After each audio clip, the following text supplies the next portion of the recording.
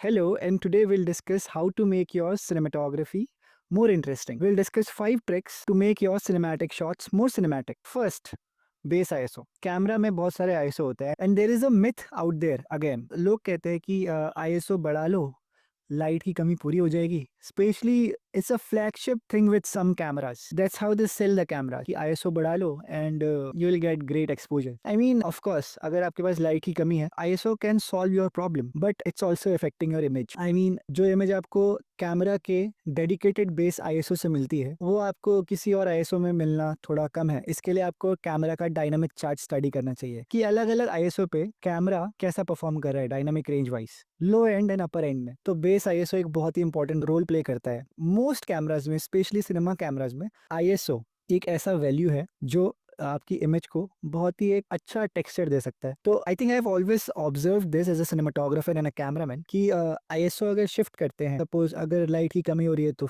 Base ISO 400 है और अगर हमने उसको 640 कर दिया तो हम एक्सपेक्ट करते हैं कि लाइट की कमी पूरी हो जाएगी। ऑफ कोर्स हो जाएगी, लेकिन अगर आप साइड बाय साइड इमेज को कंपेयर करेंगे तो एक तो पोस्ट में काम बढ़ जाएगा उसको शॉर्ट मैच करने का, या फिर आप क्लियर डिफरेंस देख पाओगे। एक बेस आईएसओ में खिंची हुई वीडियो या इमेज में आप क्लियर डिफरेंस देख पाओगे। यू विल नोटिस इट कि इमेज कितनी थिन बन रही है। इमेज का जो कलर है जो सेंसर डिलीवर कर रहा है, क्या वो एग्जैक्टली वैसा है जो एक बेस आईएसओ में होता है? नहीं। I particularly notice such nuances and मैंने वो डिफरेंसेस अपनी आंखों से देखे हैं। तो या you can of course use the second base ISO also, but I still have notice the difference. The image is not the same, specially with such cameras जिनका अपना ही बेयर फिल्टर होता है। कंज्यूमर बेस्ड कैमराज जो आ रहे हैं, जो ना कि फुल सिनेमा लाइन है और ना ही फुल एक डीएसएलआर है, they are somewhere in between with good cinema type functions, but उनमें अनकम्प्रेस्ड रॉ किसी किसी कैमरा में नहीं है। Every company is selling its on raw, its on coating over the sensor. I think it plays a very distinct role in delivering the final image. And इसलिए if you are using the ISO, go for a base ISO. You will see a much crisper image coming out of your camera. First hard and fast rule is use your base ISO. Second, बहुत ही major, जो मैं ISO से भी ज़्यादा consider करता हूँ किसी point को कवर करना, जब भी आप बाहर कोई सीन शूट कर रहे हो और एनवायरनमेंट कंट्रोल्ड नहीं है या है, दोनों केसेस में फॉल्स कलर्स का यूज़ करना बहुत ज़रूरी है। क्योंकि फॉल्स कलर्स में कलर वैल्यूज़ होती हैं जो आपको बताती हैं कि आपके डिफरेंट सेक्शंस एक इमेज के अंदर किस लेवल पे एक्सपोजर रखे हैं।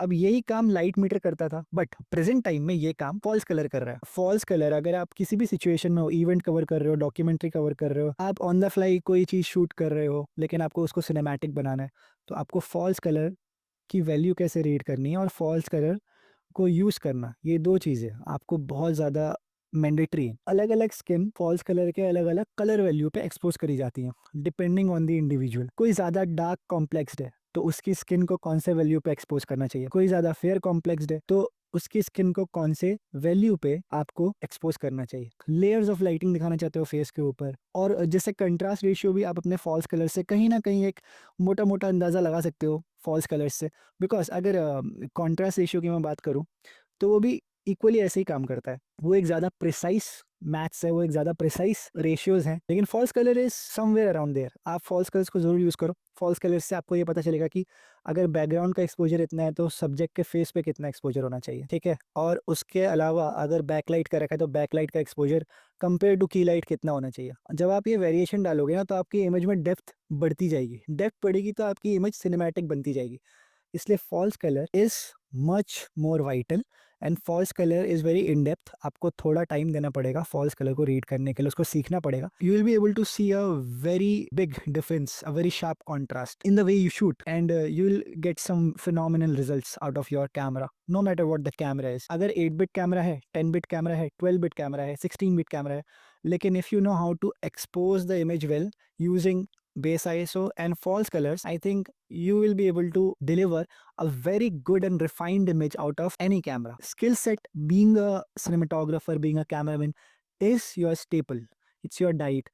Skill set तभी आएगा जब आप उस चीज़ के बारे में स्टडी करोगे। तो false colours and base ISO is a must thing. Third, जो बहुत लोग बोलते नहीं है, आजकल इनबिल्ट आते हैं variable ND. If you can't afford a very high quality ND filter जो कि बहुत ही एक्सपेंसिव आते हैं, go for a variable ND, क्योंकि इंस्टेंटली एक्सपोजर डाउन करने के लिए आपको एक वेरिएबल एनडी लगेगा ही लगेगा। अगर आप किसी सिचुएशन में हो, बहुत ही स्पॉन्टेनियस सिचुएशन में हो, and you don't have a variable ND and everything is over exposing, आपको लाइटिंग के ऊपर कंट्रोल आपका नहीं है, you don't have assistants and gaffers around you, then I think you are in a big trouble. क्योंकि या तो आप आईएसओ घटाओगे, फिर आप बेस आईएसओ से हिलोगे, which is another no no, because you will be breaking the rule. You have to stay at your base ISO, this is a hard and fast rule. Secondly, आप फिर अपना shutter crank करोगे, जिससे motion blur में differences आएंगे। या तो आप अपना एपर्चर या एफ स्टॉप बढ़ाओगे या घटाओगे, जिससे इमेज की डेप्थ चेंज हो जाएगी, आपको अपने फ्लेवर्ड रिजल्ट नहीं मिलेंगे जो आप अपना फ्लेवर डालना चाहते हो, जो आप डेप्थ चाहते हो, जो आप ब्लरीनेस चाहते हो उस इमेज में। इसलिए ये 3 सेटिंग्स आप छेड़ नहीं सकते हो।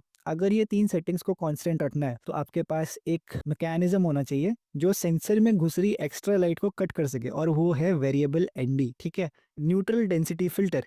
If you don't have this, go for a variable ND. 1500, 2000, 2500, 3000 की रेंज में आ जाता है। एंड कई कैमरा इनबिल्ट एनडीज के साथ आते हैं, और एनडीज की वैल्यू 0.3, 0.6 और 0.9 होती है। हर पॉइंट के साथ लाइट की कटिंग डबल हो जाती है, 0.3, 0.6 या 0.9, उतना ही स्ट्रॉन्ग कटिंग ऑफ एक्सपोजर होता है। ठीक है, जितना आप एनडी की वैल्यू बढ़ाते जाओगे। White balance, even I had this habit of just switching on my camera and I used to start shooting. I had this habit, but I tell you something, अपने कैमरा को white balance करना बहुत जरूरी है। Post में आप da Vinci या किसी भी कलर ग्रेडिंग सॉफ्टवेयर में जाके कलर पिकर लेके उसको वाइट बैलेंस दोबारा कर सकते हो, लेकिन कहीं ना कहीं कुछ ना कुछ ऑफ रहेगा। While exposing your image, your ISO, false color, shutter speed, aperture is decided. I think the first thing you need to pay attention to is your white balance. हर चीज का ट्रू कलर आ रहा है कि नहीं, इसके लिए आप एक ग्रे कार्ड यूज करो। If not grey card, use a white card. Use anything which is white. White should be truly white. White should has its true tonality. Gray should has its own true tonality, 18% gray, and you just have to practice it then. And I think image making के process में सबसे जो एक hidden trick है, जो during production discuss नहीं करी जाती है, वो है color grading, जो post production में आती है।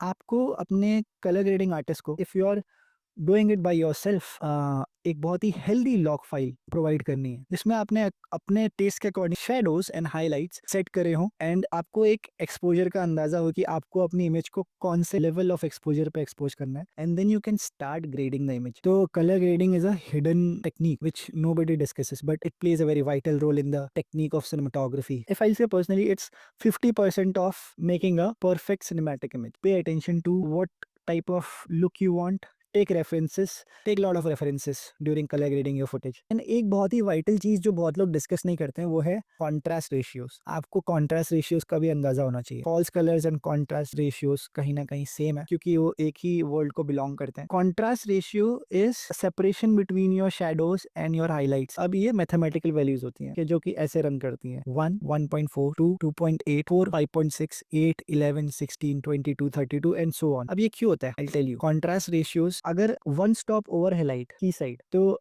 लाइट वहां पे डबल है, एंड वन स्टॉप कम है तो वहां पे लाइट हाफ है। ये कॉन्ट्रास्ट रेशियोज का जो टेक्निकलिटी है, ये बोथ फोटोग्राफी एंड सिनेमाटोग्राफी में रन करता है। जिसको फोटोग्राफी अच्छे से आती होगी वो कॉन्ट्रास्ट रेशियोज के बारे में जानता होगा, वही चीज फॉलो करके मोशन पिक्चर में आ जाती है। सिनेमाटोग्राफी में भी सेम चीज अप्लाई होती है।